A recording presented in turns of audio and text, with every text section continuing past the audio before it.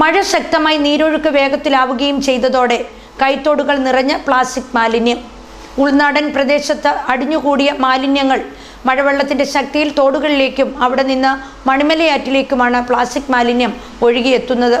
കാലവർഷം ശക്തമാവുകയും മഴക്കാലം ആരംഭിക്കുകയും കൈത്തോടുകളിൽ ഒഴുക്ക് ആരംഭിക്കുകയും ചെയ്തതോടെ ഉൾനാടൻ പ്രദേശങ്ങളിൽ അടിഞ്ഞുകൂടി കിടന്ന മാലിന്യങ്ങൾ കൂട്ടത്തോടെ ഒഴുകിയെത്തുവാൻ തുടങ്ങി. കഴിഞ്ഞ ദിവസം പെയ്ത മഴയിൽ ഉയർന്ന പ്രദേശങ്ങളിൽ നിന്ന് വെള്ളം ഒലിച്ചിറങ്ങിയപ്പോൾ അതിനൊപ്പം പ്ലാസ്റ്റിക് മാലിന്യവും വ്യാപകമായി ഒഴുകിയെത്തി. ആ പ്ലാസ്റ്റിക് മാലിന്യമാണ് കൈത്തോടുകളുടെ വിവിധ ഭാഗങ്ങളിൽ ഇതുപോലെ തടഞ്ഞുകിടക്കുന്നത്. ബാക്കി മണിമലയാറ്റിലേക്ക് ഒഴുകിപ്പോവുകയും ചെയ്തു.